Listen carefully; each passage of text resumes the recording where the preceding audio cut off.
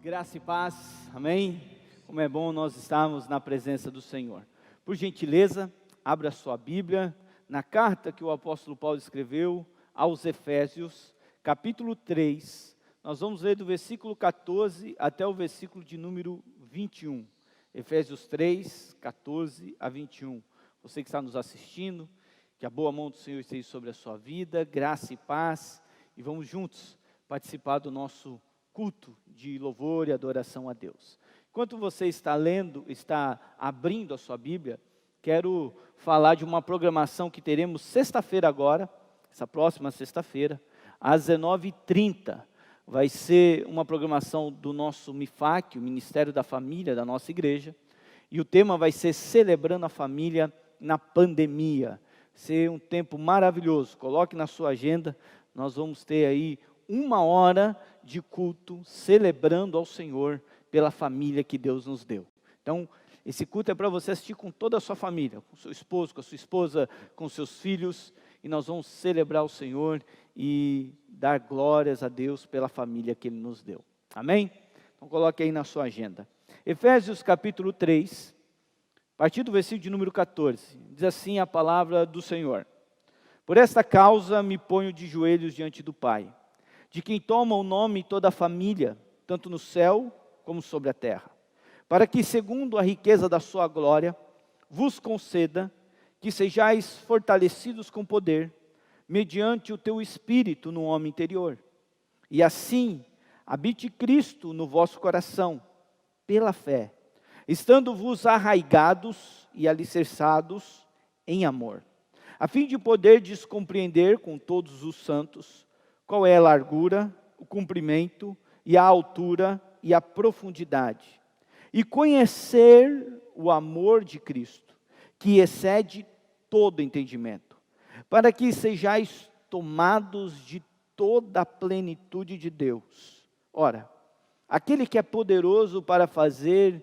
infinitamente mais do que tudo o que pedimos ou pensamos, conforme o seu poder que opera em nós. A Ele seja a glória na igreja em Cristo Jesus, por todas as gerações, para todos sempre. Amém. Oremos ao Senhor. Eterno Deus e bondoso Pai, te louvamos, te agradecemos, porque orações foram feitas em teu nome. Palavra do Senhor foi lida e ela não volta vazia.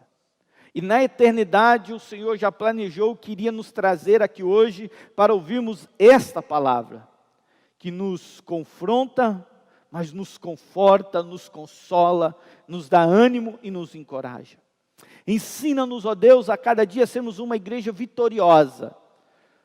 Temos as marcas, as características de uma igreja que louva, que adora, que busca o Senhor e que vive na sua total dependência. Fala conosco nessa manhã, em nome de Jesus, amém. Amados irmãos, falei na semana retrasada sobre uma igreja abençoada e abençoadora.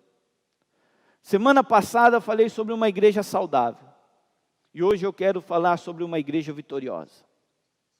Uma igreja que rompe, uma igreja que cresce, que frutifica. Além de falar sobre uma igreja vitoriosa, é necessário que eu fale de uma vida cristã vitoriosa. O apóstolo Paulo, em todo o seu ministério, ele experimenta do poder de Deus. Desde o ato da sua conversão, em Atos capítulo 9, até a primeira viagem missionária, a segunda viagem missionária, a terceira viagem missionária e a sua viagem a Roma, Paulo experimentou de uma ação de Deus, do poder do Espírito Santo na sua vida. O apóstolo Paulo era um evangelizador, pregava o evangelho, anunciava as boas novas, pregava aos judeus e pregava também aos gentios. Foi chamado de apóstolo dos gentios, pregou o evangelho, anunciou o evangelho. E este foi o mistério que Deus deu a ele, de levar Cristo aos gentios. E através de Cristo convergia judeus e gentios em uma nova pátria, em uma nova nação. Um povo escolhido por Deus. O apóstolo Paulo tinha como característica, além de pregar o evangelho, além de vivenciar o poder de Deus na sua vida, a sua vida era marcada com a oração. Era um homem que orava, um homem que experimentou através da oração uma profunda, intensa intimidade com Deus. Um homem que ouviu do Senhor e que viu Deus mudar os seus planos missionários, quando ele desejava ir para um determinado lugar, e o Espírito de Deus, em sonho, o revelou que deveria ir a outro lugar. Um homem que aprendeu a descobrir a vontade de Deus para a sua vida, através da oração. Nós estamos diante da carta aos Efésios. Éfeso era uma cidade maravilhosa, uma cidade portuária, uma cidade importante, se não a mais importante na Ásia Menor. Era uma cidade que tinha um grande centro comercial.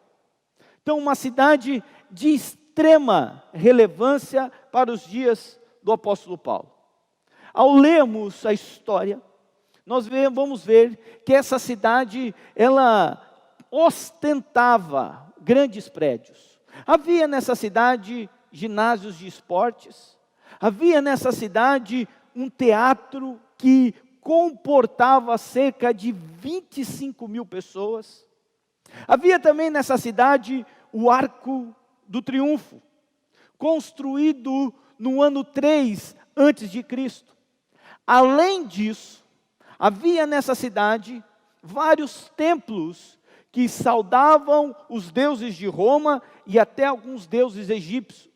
Mas o mais famoso era o templo de Ártemis. Ártemis era considerado uma das 7 maravilhas do mundo antigo.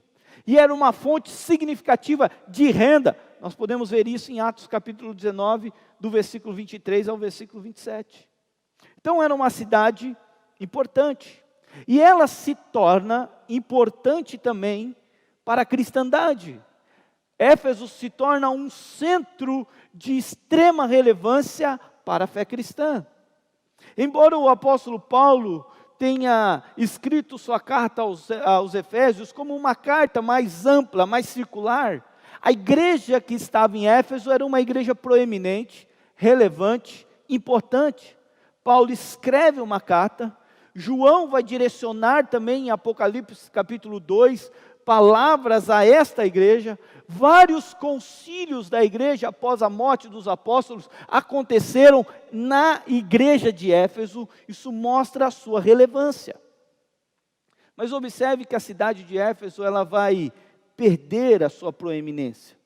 A população de Éfeso vai haver uma debandada dessa cidade, porque ocorre que o lodo do rio Caister, ele vai tomando principalmente aonde havia o porto de Éfeso, isso mais tarde, e aí o porto desaparece e as pessoas vão desaparecer de Éfeso, vão abandonar essa cidade. Então Éfeso passa a ser uma cidade abandonada.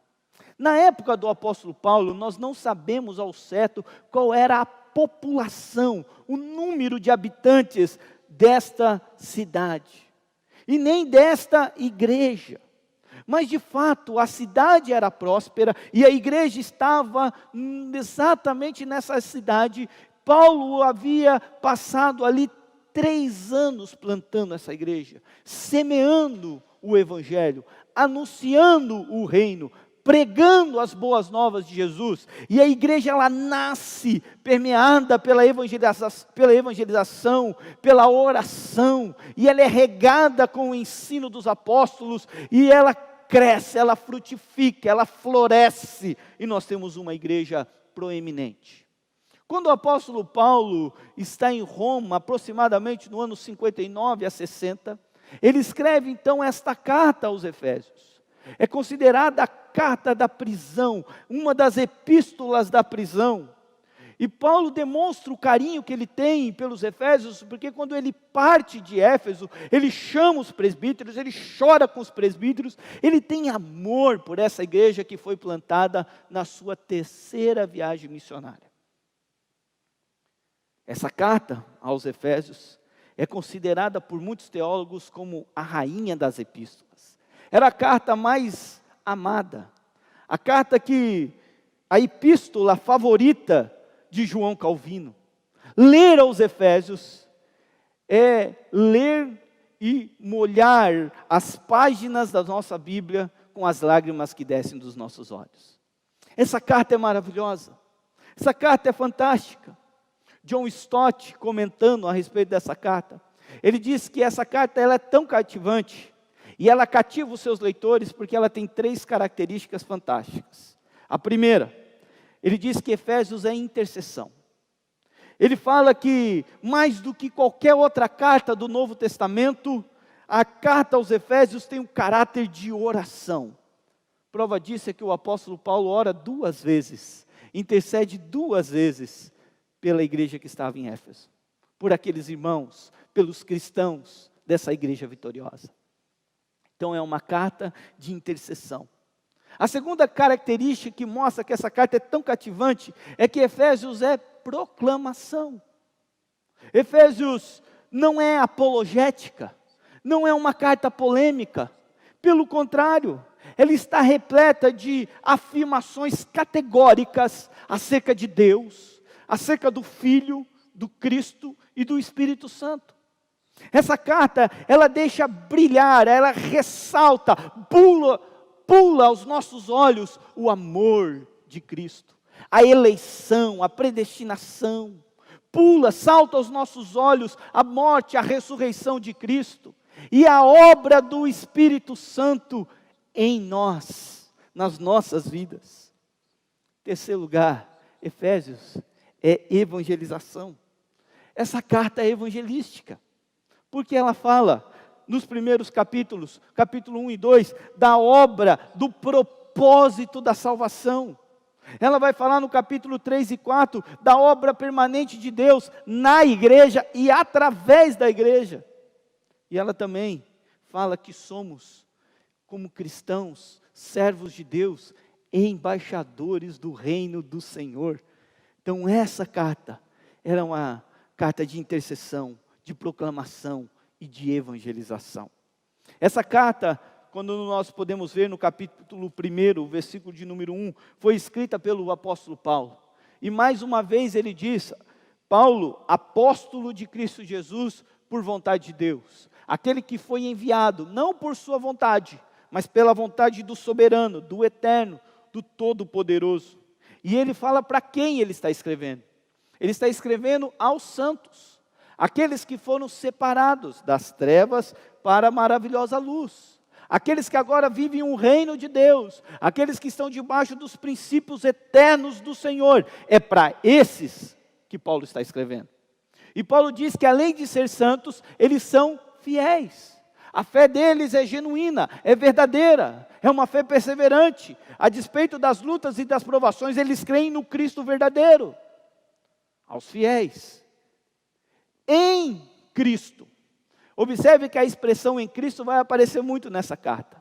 Que Paulo está falando dos santos, que foram separados, fiéis, que têm Cristo como Senhor e Salvador da sua vida, e que eles estão em Cristo. Está falando da nossa união mística. Nós estamos em Cristo, e Cristo habita em nós, Cristo está em nós.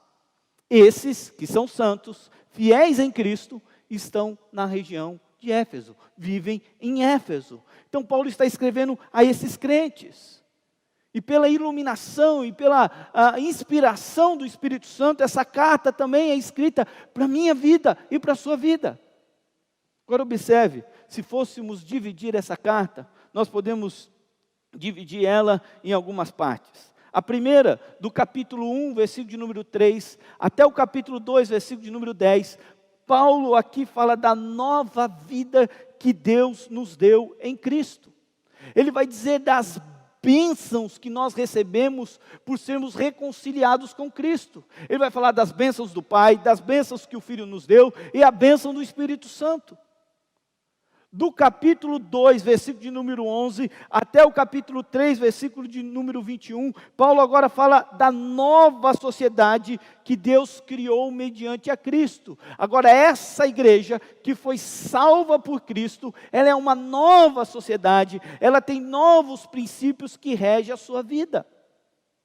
E aí, do capítulo de número 4, versículo 1, até o capítulo 5, 21, Paulo fala dos novos padrões que Deus espera dessa nova sociedade, especialmente da unidade, da comunhão e da santidade.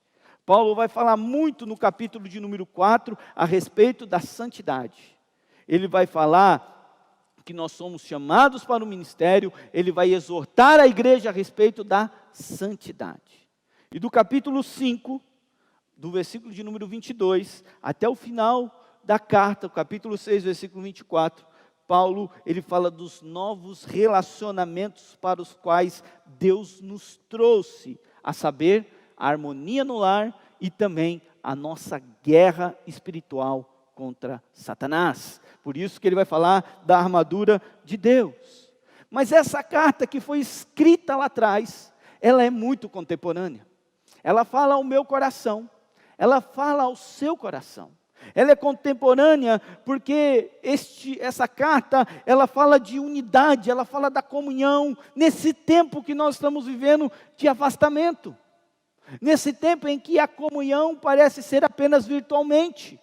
Então essa carta destaca da importância do amor que os crentes têm que ter uns pelos outros em Cristo, que nos une. Essa carta é contemporânea porque ela fala da reconciliação. Ela fala de um mundo que estava alienado, mas que Cristo veio e reconciliou-nos com o próprio Pai Todo-Poderoso. Que é o que acontece nos dias de hoje. O mundo jaz no maligno. Cada vez mais nós temos mentiras. Cada vez mais essa sociedade líquida quer descaracterizar os absolutos de Deus. E se afasta do Senhor. Mas nós temos a mensagem da reconciliação. Nós temos Cristo. E essa carta fala sobre paz em um mundo que sofre com guerras permanentes. E aqui eu não estou falando de guerra no âmbito de uma nação contra outra nação, mas guerra que acontece dentro de nós. A falta de paz que acontece dentro de nós. Nunca se houve na história da humanidade uma sociedade tão ansiosa, tão apegada aos bens materiais, que se preocupa mais com ter do que com ser. E não tem paz. Não tem paz. Não consegue dormir em paz. Não consegue pensar, parar para desfrutar de um almoço, de um jantar em família, porque falta paz no seu coração. Então essa carta, ela é contemporânea, é para mim, é para você, é para os nossos dias. Abra o seu coração.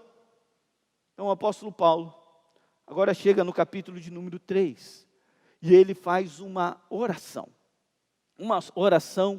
intercessória. Paulo ora novamente pelos Efésios. E Paulo começa agora no capítulo 3, o versículo de número 14, dizendo, por esta causa. Interessante essa expressão, por esta causa.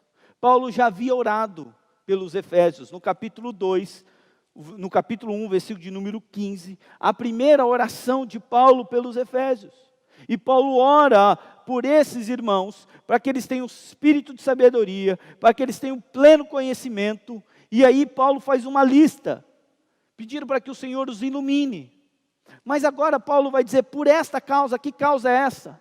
É a causa que ele falou no início do capítulo 3.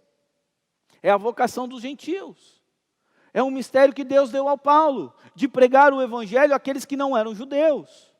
Então, por esta causa, o apóstolo Paulo, pela igreja que ele ama, que ele prega o evangelho, olha o que diz o texto, ele se põe de joelhos.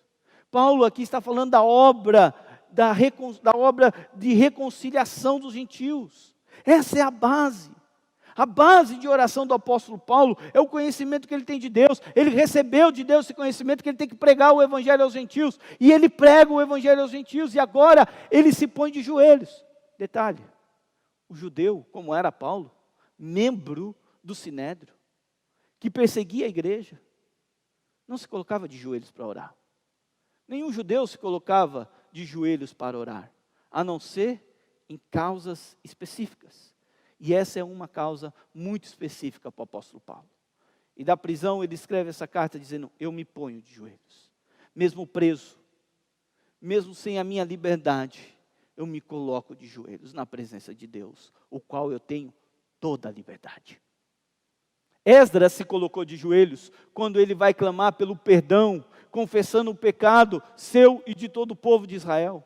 Jesus no Getsêmani ora de joelhos. O próprio Estevão no seu martírio, em Atos vai falar isso, cai de joelhos e ora e vê os céus abertos. Por esta causa, eu deixo o meu orgulho de lado, a minha soberba de lado, os meus paradigmas de lado, e coloco-me de joelhos na presença do Senhor. E olha que expressão linda que ele diz: me ponho de joelhos diante do Pai. Essa é a visão que Paulo tem sobre Deus. Se você olhar o capítulo 1, o primeiro e o segundo versículo, ele fala sobre o Pai. Paulo tem uma visão de que o Pai, que Deus é Pai, é o que cuida, é a paternidade de Deus.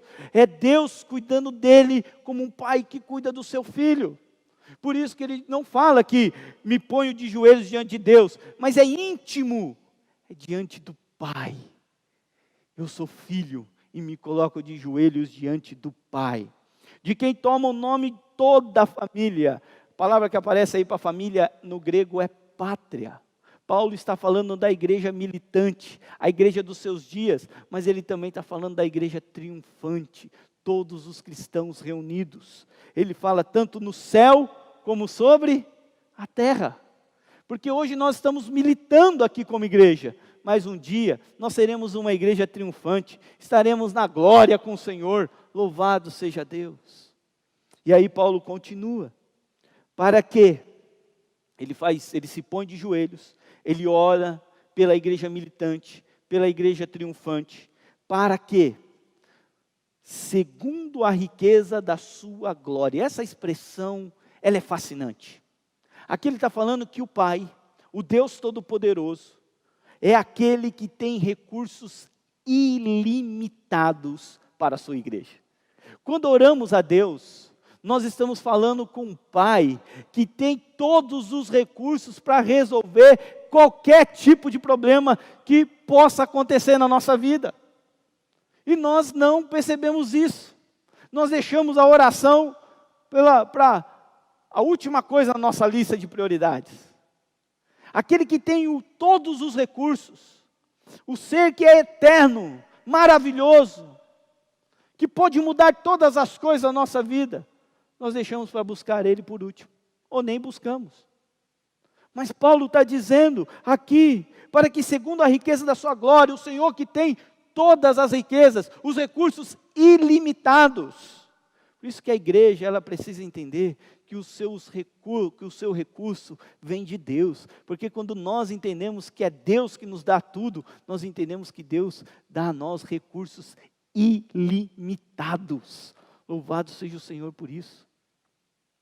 Aí Paulo continua: vos conceda que sejais fortalecidos com poder, mediante o seu Espírito, no homem interior. Versículo 17, e assim habite Cristo no vosso coração, pela fé, estando-vos arraigados e alicerçados em amor. Então o primeiro pedido de Paulo ao Senhor, ao Pai, é para que aqueles crentes, aquela igreja, seja fortalecida com poder. Essa é a primeira marca de uma vida vitoriosa, de uma igreja vitoriosa. É sermos fortalecidos com poder. Observe que Paulo, ele vai dizer que nós temos que ter esse poder dentro de nós, dentro do nosso coração, para que Cristo habite no coração, no nosso coração. Interessante que em Efésios capítulo 2, versículo 19, Paulo diz assim: assim já não sois estrangeiros e peregrinos, mas concidadãos dos santos, e sois da família de Deus. Paulo, quando ele diz, não sois estrangeiros, a palavra grega proikos, Paulo está dizendo que agora nós não somos aqueles que vêm passar um tempo. Sabe aquela família que vem de longe? Passa um tempo na tua casa e depois vai embora? Esses não são donos da casa. A palavra que Paulo usa aqui para habite Cristo no vosso coração é uma outra palavra no grego. A palavra que aparece aqui é a palavra katoikeu, significa morar, habitar, residir. Eu gosto da expressão de Russo Shedd, que lança luz a esse texto quando ele diz que essa palavra tem a ideia de dono da casa. Cristo habite através do poder do Espírito Santo no seu coração. É morada, não é algo passageiro. Ele vai morar dentro de você, Ele vai ser dono da sua casa, Ele vai ser dono do seu coração, Ele vai pintar as paredes do seu coração da cor que Ele quer, Ele vai mudar os móveis da cor que Ele quer, Ele vai abrir todas as portas, Ele vai morar no seu coração. Isso é marca de uma vida cristã vitoriosa, de uma igreja vitoriosa. Quando Cristo realmente habita, Ele toma conta de todo o meu ser. Agora vem uma pergunta para nós. Suas atitudes demonstram que Cristo habita na sua vida? A oração de Paulo é essa: que Cristo habite no vosso coração, que Ele estabeleça a moradia. Ou você é um estrangeiro, que vem, passa um tempo, que Cristo seja um estrangeiro na sua vida? Não, Ele vai passar aqui uma semana, depois vai embora. E eu gosto dessa expressão de que Ele é dono do nosso coração. Significa que Ele tem que ter todas as chaves de todas as portas do nosso coração. Porque às vezes a gente dá tudo para o Senhor, mas guarda lá um quartinho, onde a gente põe todas as nossas tranqueiras, todos os nossos pecados. O adultério vai para lá, a pornografia vai para lá, a mentira vai para lá, a avareza vai para lá, a maledicência põe lá. Não, o Senhor pode cuidar de tudo. Esse quarto aqui, o Senhor não pode entrar. Se Cristo é dono do seu coração, Ele vai entrar também nesse quarto. Mas Ele entra, não para te destruir. Ele entra para te restaurar, para te reconciliar, para te levar ao arrependimento. E que a partir de agora, o seu coração, que era dividido, torna só dele. Ele mora, Ele reina, Ele é o dono do teu coração. Ele é o dono da igreja. Ele é o dono da igreja. Deus habita em você. Paulo, em 1 Coríntios capítulo 3, versículo número 16, ele diz: não sabeis que vós sois o templo de Deus, a habitação de Deus, a casa de Deus, e que o Espírito de Deus habita em vós? Então esse discursinho barato, meu corpo, minhas regras, não existe no cristianismo. Tudo que somos, o nosso corpo, a nossa vida, a nossa família, os nossos bens materiais, tem um dono, é Cristo Jesus, Senhor e Salvador da nossa vida. Senhor e Salvador da nossa vida. Então, o Espírito de Deus habita em nós, Ele passeia em nosso meio, Ele está no meio da igreja. Por isso que Paulo ora: habite Cristo no vosso coração pela fé. Cristo é o Senhor realmente da sua vida. Segunda marca de uma igreja vitoriosa, de uma vida vitoriosa, é um pedido que Paulo também faz a Deus, é o segundo pedido. E ele diz assim: estando vós arraigados e alicerçados em amor. Está na parte B do versículo de número 17. Cristo habita no nosso coração pela fé. E aí Paulo diz: estando vós arraigados e alicerçados em amor. Versículo 18. A fim de poderdes compreender com todos os santos qual é a largura, o comprimento e a altura e a profundidade. Que texto lindo e maravilhoso. Aqui Paulo usa duas palavras. A primeira palavra que ele usa é a palavra arraigados. Que Paulo usa a metáfora de uma árvore, que tem raízes. E essas raízes, elas têm que ser profundas. Cada vez mais profundas. No quê? No solo que é Cristo, que é a palavra de Deus. E quando ela vai se aprofundando no solo, ela vai retirando o alimento. E quando ela retira o alimento, que sobe pelo caule e chega às suas folhas, que dá flores e dá frutos. É uma árvore frondosa. Então nós precisamos estarmos arraigados em Cristo e na palavra de Jesus. Essa é a marca de uma vida vitoriosa, de uma igreja vitoriosa. Uma igreja que não é pautada em experiências apenas, mas é pautada no ensino da palavra de Deus. Conhece a palavra de Deus, examina as Escrituras, busca profundidade, o conhecimento da palavra de Deus. Suas raízes, elas são profundas ou elas são rasas? Que quando bate o vento, leva você embora. A outra expressão que Paulo usa, é uma expressão que ele diz, alicerçados, falando aqui de uma construção. Essa construção tem que ter um alicerce forte, uma torre forte. E o nosso alicerce, Paulo deixa claro, que é o amor de Cristo Jesus. Por isso que ele diz no versículo número 18, vocês possam juntamente com todos os santos. Então essa igreja vitoriosa, essa vida cristã vitoriosa, ela é pautada, ela tem que estar, melhor dizendo, arraigada e alicerçada no amor de Cristo Jesus. Aí pode bater o vento, aí pode vir a tempestade, que não vai se mover. Está firme no Senhor. Aí pode vir a pandemia que vier, firmado em Cristo Jesus.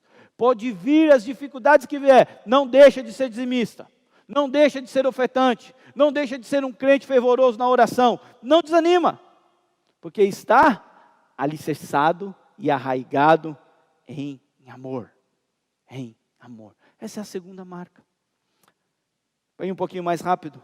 A terceira marca está no versículo de número 19, que diz assim: e conhecer o amor de Cristo, que excede todo entendimento, para que sejais tomados de toda a plenitude de Deus. Que palavra linda! O conhecimento do amor de Cristo constrange a nossa alma a amar todos os nossos semelhantes também. Paulo deseja isso, que os Efésios conheçam o amor de Cristo. Interessante a palavra que aparece conhecer aqui, porque no versículo diz que excede todo entendimento, está acima de tudo. É um conhecer não apenas de você entender e compreender de uma forma cognitiva, mas é também de experimentar esse amor na sua vida. Então a construção de Paulo na sua oração, ela é fantástica.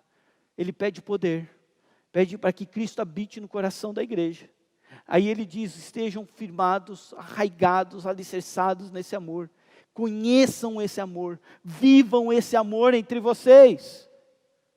Experimente, ouse amar, e amar é se doar como Cristo se doou à igreja. Sim, devemos viver. E o versículo de número 20, ele diz assim, versículo de número 19, lá no finalzinho, ele diz, sejais tomados de toda a plenitude de Deus. Que ele vai falar de sermos cheios do Espírito Santo. Obviamente que nós não podemos limitar o Espírito Santo a uma coisa. Muitas pessoas acham que o Espírito Santo é uma coisa. Não, o Espírito Santo, eu sou um vaso, e o Espírito Santo é uma água que enche o vaso. Não, essa não é a ideia. O Espírito Santo é Deus, é o terceiro ser da Trindade.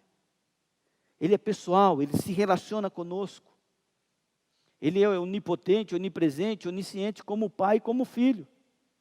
Quando diz que nós devemos ser cheios da plenitude de Deus, é que nós devemos cada vez mais nos capacitar na palavra do Senhor, no conhecimento da sua palavra. E esse Espírito que habita em nós, ele de tal forma toma o nosso coração, ele habita em nosso coração, e ele através de nós, ele vai nos auxiliando e vai nos levando a auxiliar outras pessoas. Então, não é a ideia de você, não, eu estou cheio do Espírito Santo e sair flutuando na igreja. Não, Só falta dizer como Jesus, né? Sem mim nada podeis fazer. Não é isso. Quanto mais nos aproximamos de Deus, mais descobrimos que não sabemos nada dele e que precisamos da sua graça e do seu perdão. E aí Paulo conclui no versículo de número 21. A ele seja a glória na igreja e em Cristo Jesus por todas as gerações. Paulo conclui dando glórias ao Senhor. Uma igreja vitoriosa é uma igreja que está fortalecida com poder, arraigada e alicerçada em amor, conhece o amor de Cristo, é cheia da plenitude de Cristo e ela glorifica a Deus. Tudo que ela faz é para a glória de Deus. Assim tem que ser nas nossas vidas. Vamos ficar em pé, em nome de Jesus. Vamos orar nesse momento ao Senhor. Você que está em casa, feche os seus olhos. Vamos interceder. Coloque a mão no seu coração. Pense no que o Espírito Santo falou ao seu coração. E o que você vai fazer daqui para frente. Qual vai ser a sua atitude daqui para frente. O que você vai mudar na sua vida daqui para frente. O que essa palavra mexeu com o seu coração. Fala com o Senhor nesse momento. Ore aí na sua intimidade. Fale com Deus, em nome de Jesus.